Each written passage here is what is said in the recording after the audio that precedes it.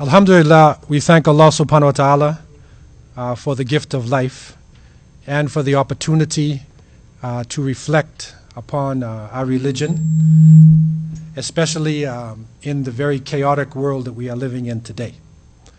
And this course of Deeper Roots is intended to be an extended course to try to look at a number of very important issues. The first issue is to really give another look at Islam in the West, especially in the Americas, and to give you an in-depth understanding of the history of Islam in this part of the world, going back before Christopher Columbus up until the present. And this will lead us also into a type of reflection on the present day situation that we are in and some of the things that we can do to come out of it.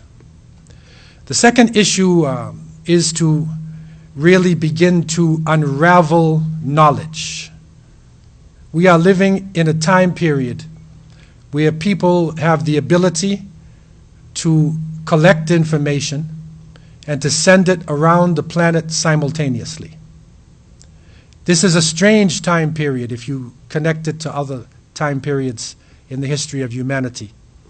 And it is important for intelligent people, for students of knowledge, especially for Muslims in these times, to have a type of basira, and that is a type of insight into affairs that are going on. That we don't just look at things from the outside, but we try to understand issues from all sides. We don't just function in the present, but we look at the past as a door to the present, which will lead us toward the future. And so people who do not know their past cannot really find their place properly in the present. And by not being able to find your place in the present, if you're confused about yourself in the present, then you can't project properly for the future. So the issue of past, present, and future is one that we want to connect together. Because for Allah subhanahu wa ta'ala, the past, the present, and the future are the same. It's the same. We are the ones who are moving through time. And what we have recognized is that, as the old saying goes, there's nothing new under the sun. And many of the issues that are happening today have already happened to people before.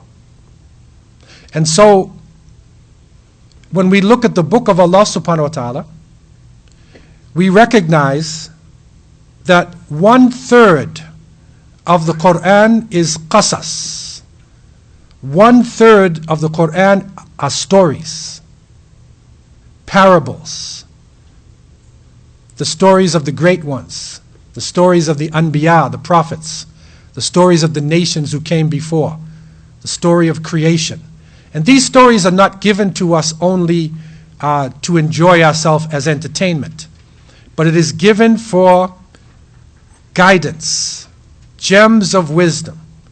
And Allah Azza wa Jal tells us in Surah Yusuf, لَقَدْ كَانَ فِي قَصَصِهِمْ إِبْرَةٌ لِأُولِي الْأَلْبَابِ, that in their stories are lessons for those who would reflect, ulul albab. So we want to be ulul albab, the people who are blessed with this ability to reflect, to not just react to situations, but to be able to reflect on what is going on in the world. And so Muslims came to America before Columbus. At the end of last year, the president of Turkey, Tayyip Erdogan, he made a statement that Muslims had landed in America and discovered America or were here long before Columbus. The world went up. The intellectual world, they attacked him. The media attacked him. How dare you say that somebody was here before Columbus? How dare you attack the history?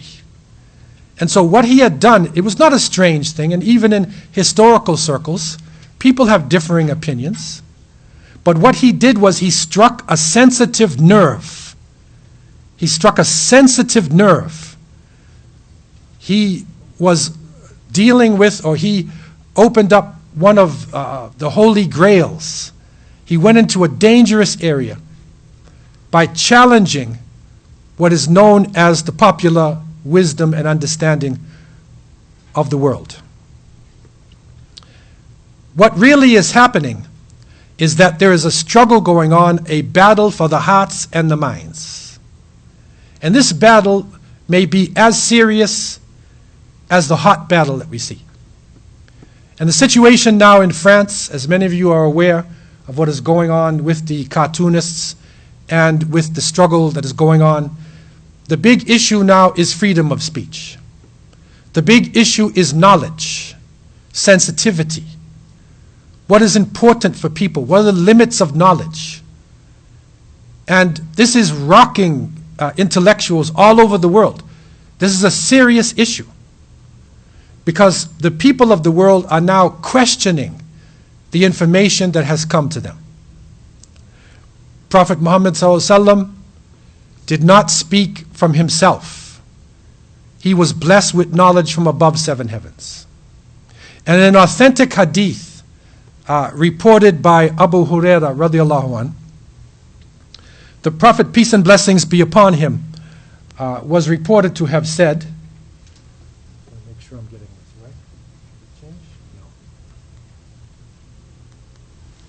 The Prophet, peace and blessings be upon him, was reported to have said, يَكُونُ فِي آخِرِ الزَّمَانِ دَجَّالُونَ كَذَّابُونَ يَأْتُونَكُمْ مِنَ الْأَحَادِيثِ بِمَا لَمْ تَسْمَعُوا أَنْتُمْ وَلَا آبَاؤُكُمْ فَإِيَّاكُمْ وَإِيَّاهُمْ لَا يُضِلُّونَكُمْ وَلَا يُفْتِنُونَكُمْ. The Prophet, peace be upon him, in an authentic tradition, has informed us, there will come at the end of time false prophets, great liars, who will come to you with a type of speech that neither you nor your fathers have ever heard of. Beware that they take you astray or put you into a great trial and tribulation. Okay? Didn't change it. No. So the Prophet ﷺ, again, with this prophetic knowledge, it's not changing. The Prophet ﷺ, with this prophetic knowledge, is telling us there will come near the end of time great liars. He said, Dajjalun Kadhabun. And the Dajjalun is like the plural for Dajjal, the Antichrist. So these Dajjalun is not the Antichrist himself, but it will be to the point of being almost having Christ-like powers over people's minds. They are Dajjalun. And one of the most dangerous parts of the fitna of Dajjal, may Allah protect us from it, is his ability to deceive, deception. And so the Prophet, peace be upon him, said, Dajjalun Kadhabun. And Kadhabun is the plural of Kadhab. And the Kadhab, if you say Kadhib, is a liar, but if you put the shadda on in Arabic, Kadhab, that means a great liar. So these liars will have an unbelievable ability. But what is interesting about this tradition is the Prophet ﷺ is saying they will come to you with a type of speech that neither you nor your fathers have ever heard of before. You never heard of this before. And now we look at the past 30 years, digital technology. We see the change that humanity has gone through just in a few decades. It's like a few centuries in terms of the ability to pass off information, to communicate. I can pick up a cell phone now and I can talk to somebody in China. This type of information in the past was only reserved for people who are in the head of military complex, or maybe James Bond or somebody like that, This is special. Now the average person is carrying this communicator. So imagine what the system has now. If we can do this, imagine the level that the main system is on today. And so the Prophet ﷺ then speaks about these people, and he said, beware of them. Beware, they might put you into a they might take you astray, fi dalal yudillunakum, or they might put you into a fitna. And a fitna is a trial, a temptation, a gray area. It's a confusion. And so Sadaqa Rasulullah alayhi salatu wasalam. This time has come to pass.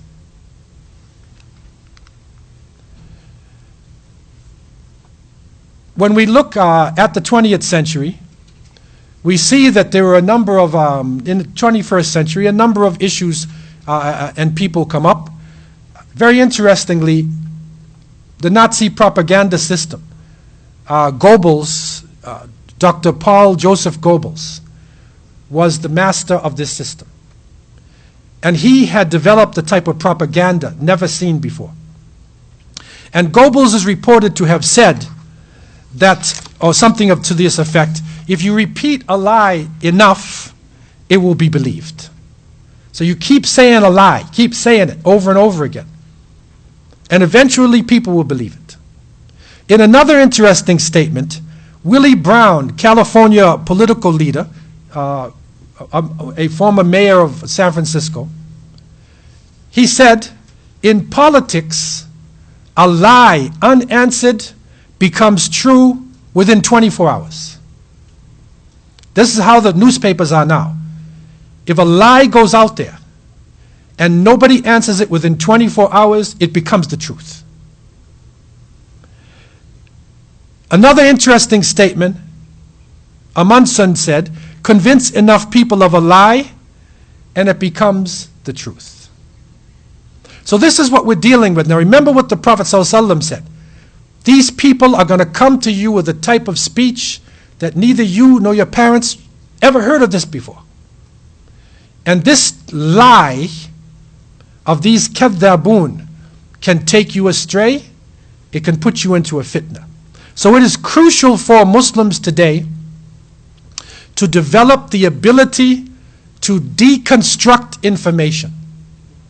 That means information comes to us, right? And you don't accept it blindly, but you have the ability to look at it, to get other sources, and to deconstruct it, to take it apart, and then to put together a new bit of information. This is crucial for us today. This is crucial for all of humanity.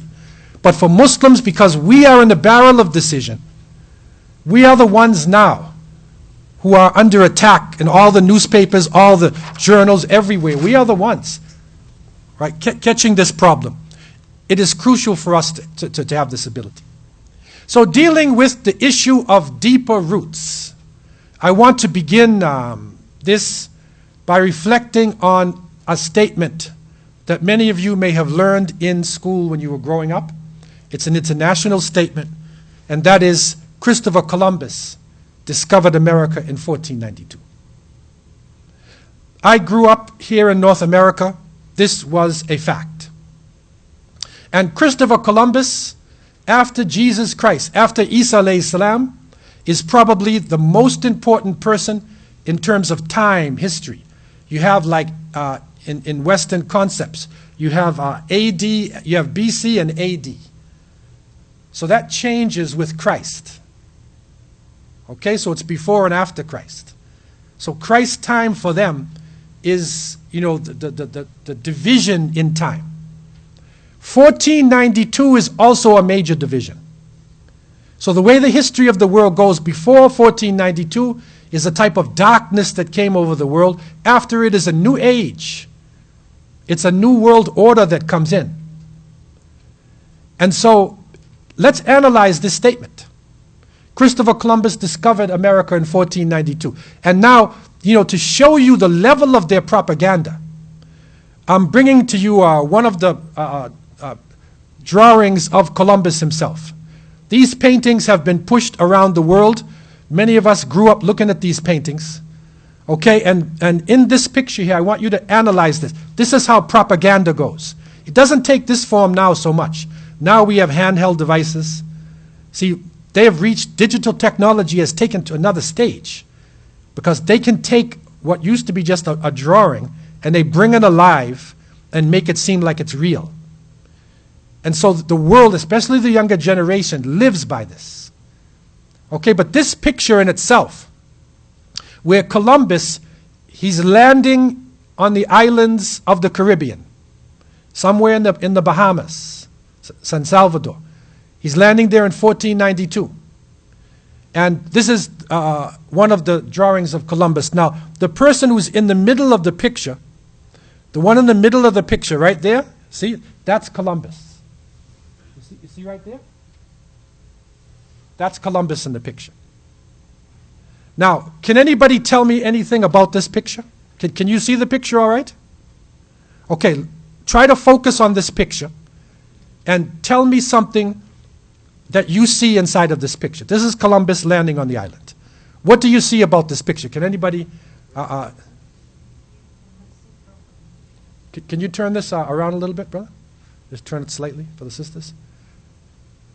Okay. Anybody can say anything about this picture? What do you see in the picture? Tropical. Yeah, it's tropical, okay? So he's landing in the tropics. What else? Say that? There's someone there before. Yeah, there are people who are there, right? There are people who are already there. Okay, now, what do you see? Okay, look at the position of Columbus in the picture. Right, Columbus is the highest individual, you see? He's the highest individual. Keep it, yes, slightly so I can see it myself. Yeah. He's the highest individual. Can everybody see okay? Just come over. He's the highest individual. And you see the pose that Columbus is in? This is what they call in movie making a hero stance. You see, it's like authority. It's almost like a Christ-like stance. And it's almost like he's coming down on them. You see? This is what propaganda is. What else do you see about Columbus and the people who are there? Can anybody notice anything? The white girls. Right. What about the women on the right? I mean, all of them are light-skinned. But if you look at them close, these here, I'll give you a hint. All the people down here are natives. Right, they are the natives. The people next to him are the Spanish. Right. Now, try to get critical analysis. Right? I want to try to develop in you the ability to analyze things. Okay, and this is how it begins. Because we need this ability before you go into the subject of Muslims in America before Columbus. Otherwise, you think it's rubbish. You won't even believe me. You have to be able to... Okay. The people here, the natives, are bowing down. Now, one of the natives here, on the left side, you see, he has a spear. He's a warrior. And he's a warrior who is bowing like this. When a warrior bows like that, it is submission. So he has surrendered. Anything else you can see? Can you see some of the women in the picture? Can you notice anything? You can raise your hand also and mention if you see something. Any brothers, anything else? The gift, something is given by the soldier to the woman. Right. Okay. This one here? Yeah. All right. This person here, what is he doing? He's giving something. He is receiving, the person is, he's a gold collector. He's a banker. Okay? Because Columbus was looking for gold. So this is your banker right here, collecting the gold. Okay, the one that's below. What else do you see in the picture? Next to the warrior, this is a very, very, very important pose that this woman is in. They're perceiving the invaders as sacred people. Right, they look at the invaders as sacred. Now look at the woman here. See the woman? They're seeking blessings. You see, that woman is holding her baby up, like giving her baby over to Columbus. And when you give your child over to somebody, that's it. There's nothing more than this. So the warrior has submitted. The mother is giving up her child. The other people are giving gold.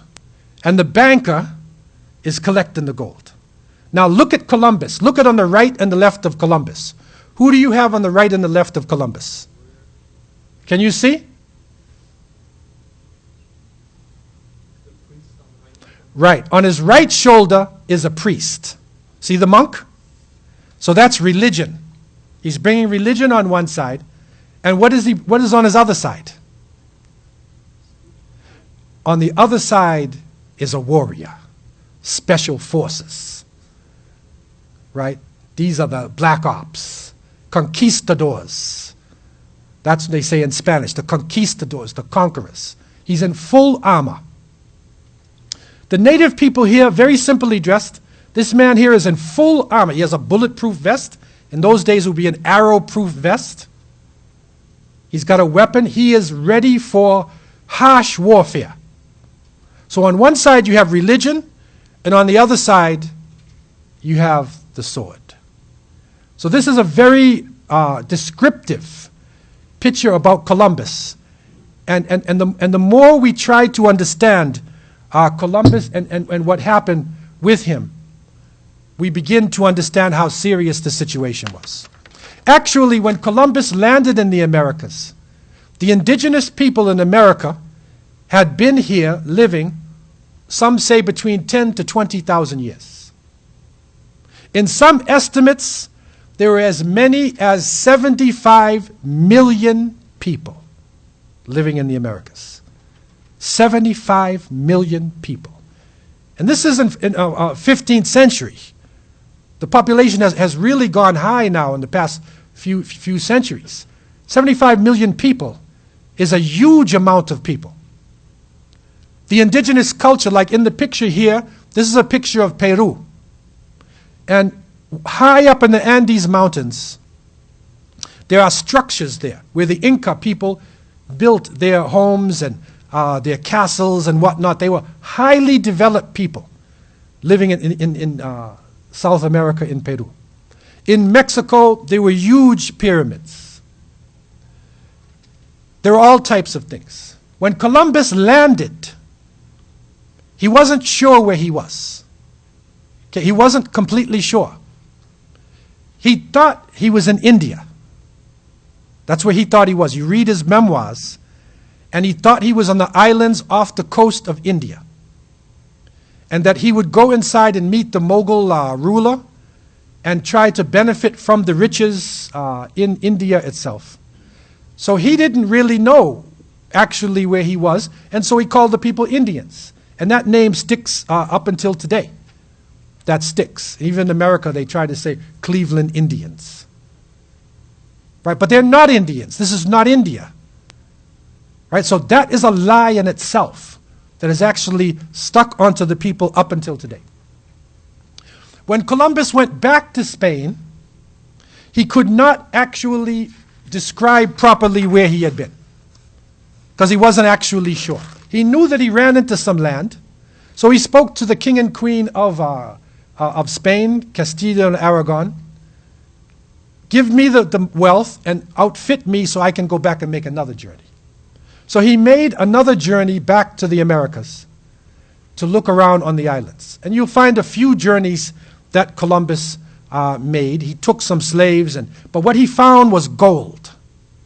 And in Columbus's world, he said words, gold is the most precious thing. Gold gives life. Gold can even take you to heaven. That's the way they thought about gold. And so in their minds, they had now opened up a territory that would give them gold, that would give them property, that would give them wealth, that would give them the ability, to reach heights. But the statement said Christopher Columbus discovered America. Now, my question was, as a young student, and this is a question that I went to Kenya, I went to Hong Kong, China, different places, and I said, who discovered America? I got a big crowd. They said, Christopher Columbus. I said, when? They said 1492. My question is, can you discover a place when the people are already living there? You understand this? If I say Abdullah Hakim discovered Abu Huraira in 2014, because the first time I came to the masjid. Does that mean it didn't exist? No. That is a type of control. It's mind control. You see? It's a type of twisting of information, right? That distorts it. The reality was that Columbus was lost and his son made it to the mainland. His son Ferdinand made it to Central America, and in Mexico he found huge pyramids. Now, adjust your eyes and look at this pyramid. You see where I'm pointing here? You see those? That's a person there. These are people. You see the size of this pyramid? That pyramid, you can see the people there. That pyramid rivals the pyramids of Egypt. So you are dealing with a highly advanced civilization. And so he didn't discover America. And if I had a chance to rewrite the books, and this is the way we have to look at it, this is what I would say. I would say Christopher Columbus was discovered in 1492. See the difference between the two? He was discovered because he was lost. And literally, if you go back to your history books and you start to really check the information, especially this period of time, you have one named Balboa. They said he discovered the Pacific. They say Vasco da Gama discovered the way around the Cape of Good Hope. Reality was there was a Omani sailor who led him around. His name was Ahmed bin Majid. Right? If you really know the history, the Portuguese did not know their way around. People took them around. But then they say we discovered it because they reached there. And so this is the first body of information. This is the first statement that I want you to try to think about. You see? This is educational imperialism. This is forcing a lie upon people. Remember what Goebbels said. If you say a lie enough times, it will become the truth. So if you say he discovered America, that means in our minds nobody was living in America. There was nobody. There were animals, monkeys and chickens and pigs. Nobody living here. But 75 million people are living here with vast civilizations, with high organization. Even recently, the Mayan map, just in 2012, they said the Mayans had predicted the world was going to end. You remember that when they said the Mayans in December 12th, right? That's the Mayan calendar. The Mayan calendar, their abilities rivaled the ancient Egyptians. So this is part of the change that we have to go through in order to adjust our minds. Now, the basis of this change is a concept which you could call Eurocentrism. And Eurocentrism is centering your mind in Europe. This is part of the brainwashing that we have gone through. So Eurocentrism, for instance, would make we perceive ourselves like time, right? In terms of time, we perceive time based upon Greenwich Mean Time. And so the times of the world are based upon that. And I went to London, and Greenwich is just a little building. It's just a little section of London. That's Greenwich Mean Time. But that's the center of the world. Now today, people will say there's trouble in the Middle East. My question is, middle from where? Then they say, no, there's more trouble in the Far East. Okay, where is the Far East? Does anybody know? If I say the Far East to you, what does that mean? Indonesia, China, Japan, right? Those areas. If you live in China, is that the Far East? No, it's the center of the world, right? But it's far from London. So Eurocentrism is that you center your mind, you don't even realize what you're doing. But the way you're calculating, the way you're navigating, the way you're thinking, your value system, what you think is beautiful, what you think is ugly, what you think is progressive, what you think is backward, is all influenced by Eurocentrism. And in order to come out of Eurocentrism, we have to free our minds. And this is a really crucial exercise for all Muslims to go through. Because you can think that you're free physically. You're not a slave. But if your mind is controlled, then you're still a slave. Because your mind will carry out things that even your body might refuse to do. So what is this Eurocentrism?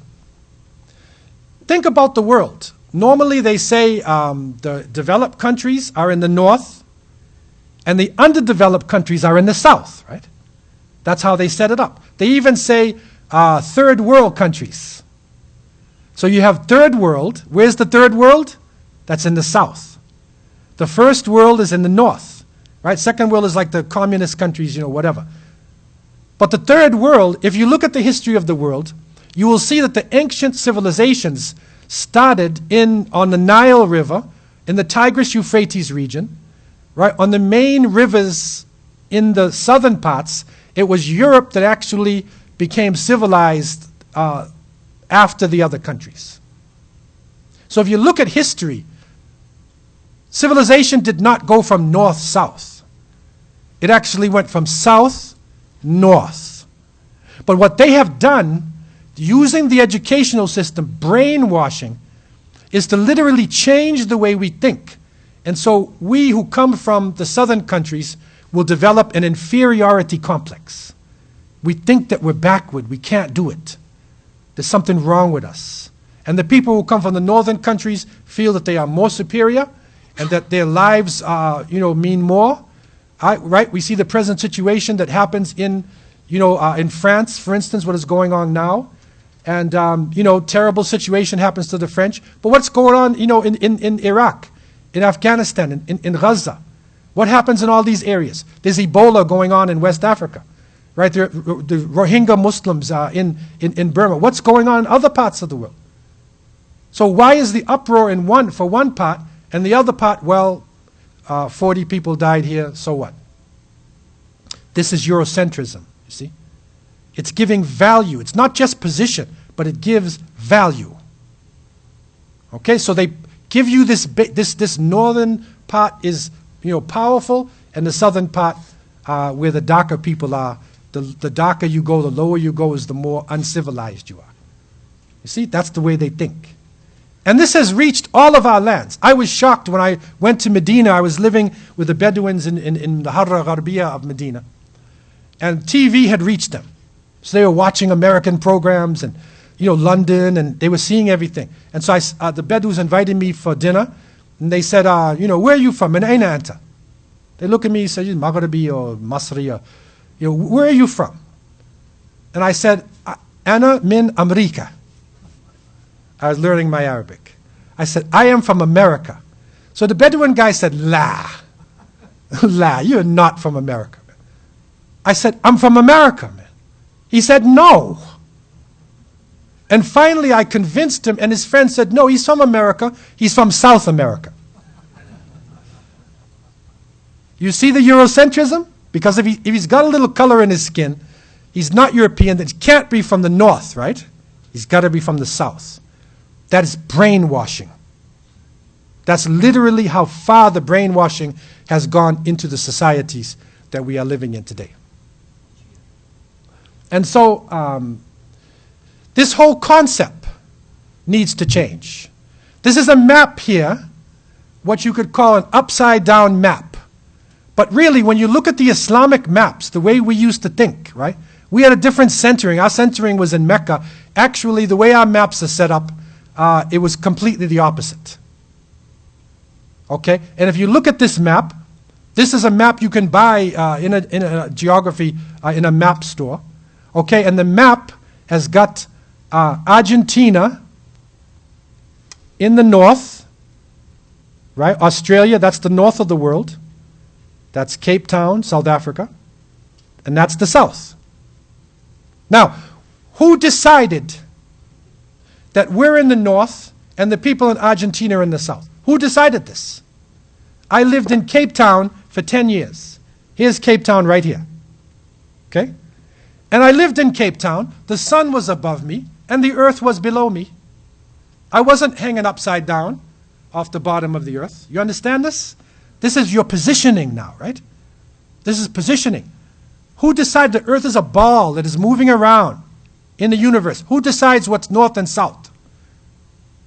You see, because gravity is pulling all of us toward the center. So it is a perception thing. We can easily turn this around and say that's the north, and the other side is the south. And you'll see, when you start to see Islamic maps, you go back and see Al-Mas'udi, Al-Idrisi, Ibn Qutiyya, some of our very famous map makers, then you'll see that their positioning was like this. Okay, it's a different way.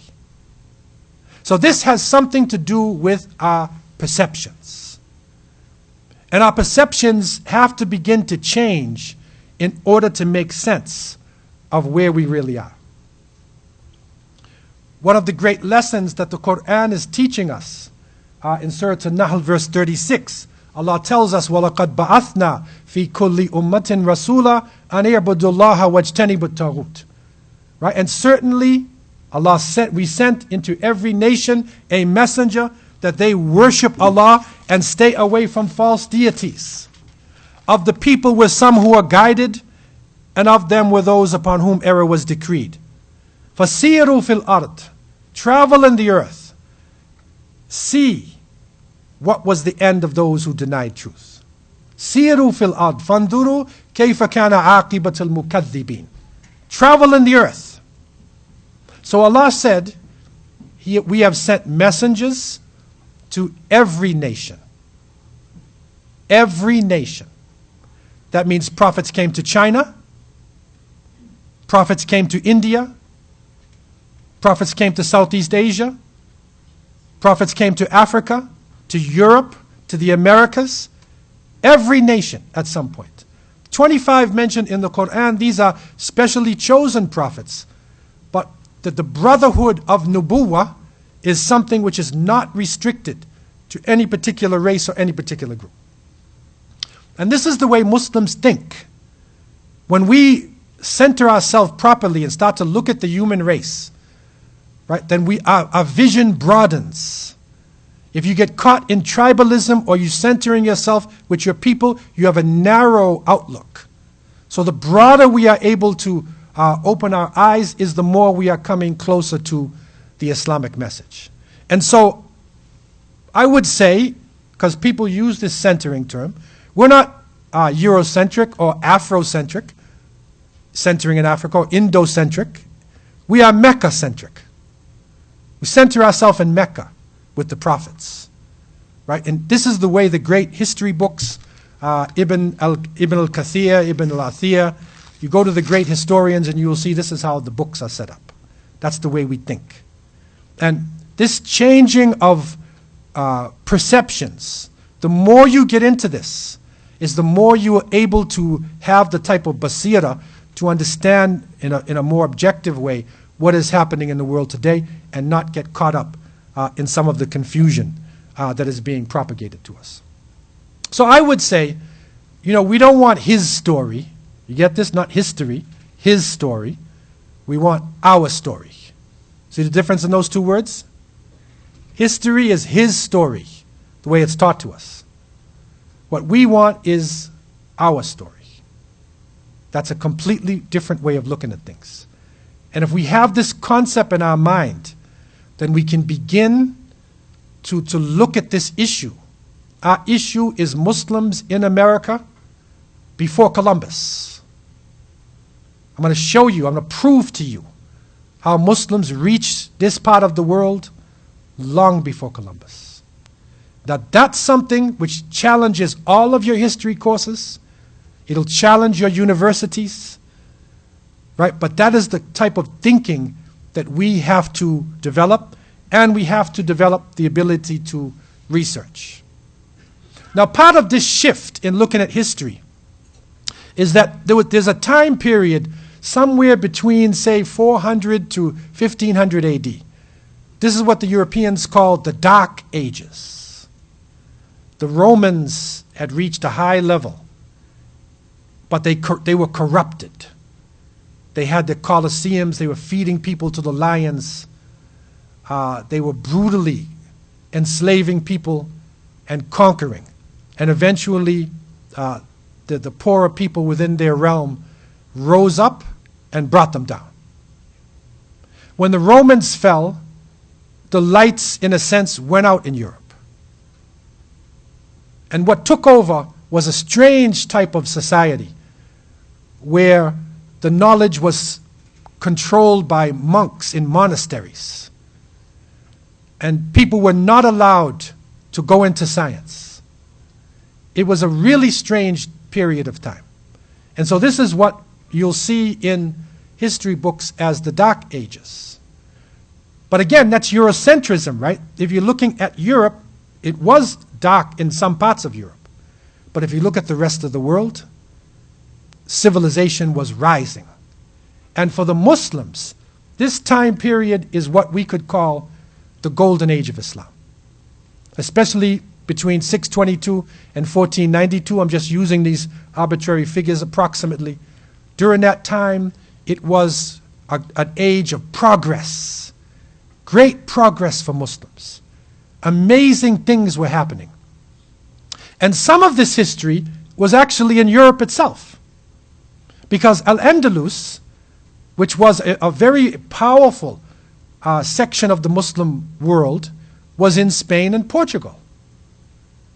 And it was the Spanish people themselves who eventually accepted Islam, and along with the other Muslims who had migrated there, developed an amazing society. So this is the golden age of Islam. It is during this time period, with the Prophet ﷺ sending people out. You remember that final sermon, that Arafat sermon, the Prophet ﷺ said, when he gave them the knowledge, he said, those who are present, take this message to all those who are absent. Which meant he entrusted his companions to take this to the rest of the world. And you'll find that the majority of the companions of the Prophet ﷺ actually died outside of Hijaz. The majority, they did not stay home. They traveled. Some of them even reached as far as China. It was an unbelievable amount of progress that they made within this time period. Actually, what you can say is that within the first 100 years of Islam, Islam reached way up north in the Caucasus regions of Russia, deep south on the Swahili coast of East Africa, all the way to the Atlantic Ocean. Uqba ibn Nafi', rahimahullah, the great tabi'at, rode his horse right into the Atlantic and looked across. He said, if there was land, if I knew there was land, I'll take this message. They went all the way west. And then east, they went all the way to China in 100 years. No empire, no conqueror, nobody in history has ever done anything like this. And it was not a large army of people. There was not hundreds and thousands of soldiers. They crossed barriers of culture. They crossed barriers of language, all types of environments. It was an amazing achievement that happened during that time. And one of the keys to the achievement done by the Muslims was the concept of a tawheed. Now, normally we know tawheed in an aqidah sense. Wahada yuwahidu, make things one, unite, right? Monotheism, the belief in one God. Okay, so that's how we use it. But there's other aspects of tawheed. There is also tawheed of humanity. So what Muslims were bringing is that all human beings are part of the same family. We are different climates we live in, but we're actually cousins. We're not from different planets. There is no superior amongst the Arabs or the non-Arabs, or the white or the black. Right? The superiority is taqwa. That's a whole different concept. It's like a tawheed. Right? You are now breaking down class differences, breaking down racial differences, and saying we're all part of the same family. And if one is going to prove to be superior to the other, then that person will do it through the taqwa that they have and through their right action. Third part of tawheed is a type of tawheed of knowledge. And that is where the sacred knowledge is connected to the secular knowledge. We don't separate the two. In Europe, they separated it. So you have sacred knowledge when you talk about God, and you have secular when you talk about science. For us, All knowledge comes from Allah subhanahu wa ta'ala. Some is direct revelation that we get through the wahi. Others is what we collect in the world and we test it to make sure we're correct, continue to make sure. That is our scientific way of going about things. So this is the concept of Tawheed, which was the basis of this amazing spread that happened. We're going to take a break now for Salah, and then we will continue on in the journey of Muslims, how Islam spread, what were the great achievements that the Muslims made, and what was the great legacy that they left. Wabillahi tawfiq, wassalamu alaikum wa rahmatullahi wa barakatuh.